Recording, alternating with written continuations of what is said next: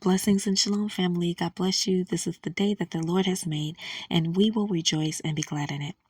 So I have another dream that I would like to share from this morning. Yes, I had another dream. Those prayers, I'm going to get back on here with those warfare prayers. Those prayers work really well. Even for myself, I pray warfare prayers to keep those dreams and visions coming from the Lord. Amen. And I'm about to get with that in a minute. Okay. Very soon. So,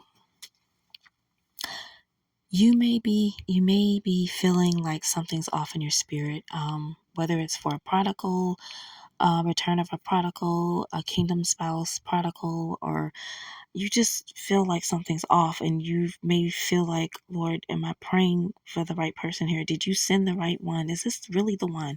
You may be questioning that, but something just feels off in your spirit.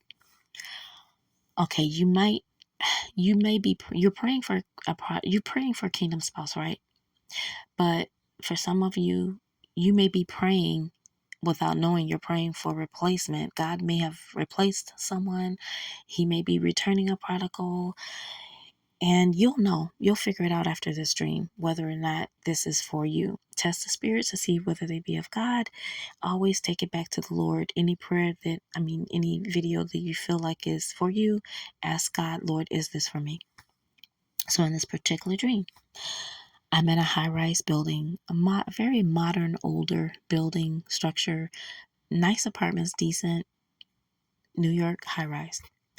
So I am a watchman in the dream, and I see this lady, and she is a counterfeit, by the way, in the dream. So she's preparing for some trip. It's a sense like it's a weekend trip or something because it's on a Friday, and she's preparing for that. But she's got her emails up. She's got her computer. Her laptop is open and up, so she's checking her emails and everything. So all of a sudden, she's walking back and forth, preparing, packing bags, whatever. So then she gets an email from who we will call the kingdom partner prodigal. Okay. So they're not supposed to be together. Okay. But they are. So, excuse me. So he emails her and he says in big red letters, I love you. And she gets so excited. Oh my goodness. Oh, yes, yes, yes. And she's twirling around like a ballerina. She's so excited. She's dancing. She's just like really excited and elated, very excited to hear that from her boyfriend, okay? Boyfriend, fiance, whoever you want to call it. So all of a sudden she walks away. She continues to pack, do everything. She's like, I gotta wrap this thing up, because I'm about to leave. And then, so she gets another email that says, I want to marry you. I don't know who this word is for, but I will tell you this. Guard your heart. Guard your heart, because, and here's why I tell you this. Yes, you're believing for you. Some of you are believing for a prodigal. Some of you are believing for a brand new person. Some of you are believing for a kingdom partner you've never even met before. And so they may just be entering into your life. But specifically, this is for people who know this is your marriage season. This is specifically for those group of people. Okay, God has promised you. You know this is your marital season. Now, one or two things are going on here. There's a big, big attack, and the devil wants you to think, you know what, this is not going to happen. It's not going to take place because look who's here.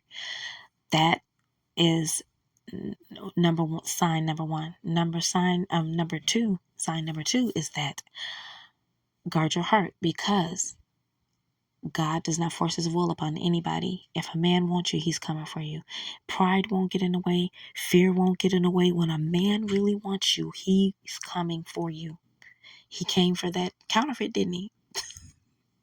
If he can go for a counterfeit, if a man wants you, I'm just saying, if a man wants you, he's coming for you. So guard your heart with all diligence. Please guard your hearts. Pray. Yes, you want to continue to believe God. You want to continue to believe God for your prodigal. Pray for your prodigal. Pray for them. But at the end of the day, if they don't want to follow the plans and the will of God, they won't do it. You can pray until sun up and sun down.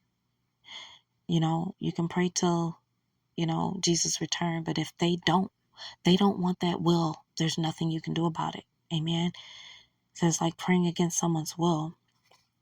But the only exception to that rule that I think is because it's settled in heaven. God put those two people together. It's settled in heaven. So you do have a right. You do have a right to pray over that. You do have a right to claim what rightfully belongs to you. That's the only exception, is because it's settled in heaven. And what you want to pray, those prayer points then become, God, open the eyes of my kingdom spouse. Cause them to see me as you see me. Take the blinders off of their eyes. They're going in the wrong direction. You can pray that. You can literally pray that.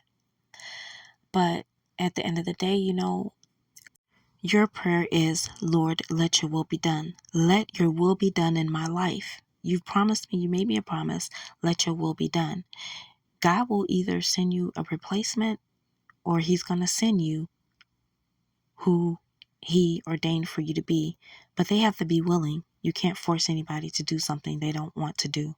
So I pray that this does not discourage anyone in any way, shape, or form. But I'm presenting the dream to you because someone's eyes needs to be open. Okay? So sometimes we can leave it alone. Also, leave it alone. Don't touch it. Because when you put your hands in the pot, it doesn't turn out too well. Okay? Don't put your hands in the pot. Leave it up to God. Sometimes when you just let things go and let God handle it, it turns out better. But when you try to put your hands in a pot and then you wonder why it doesn't work, amen. So it is what it is. Some people have, been in a separation mode, and they've gone in another direction. Some of you out there know that has happened to you. And so you pray, God, let your will be done, because God will not leave you hanging. God bless you. Shalom.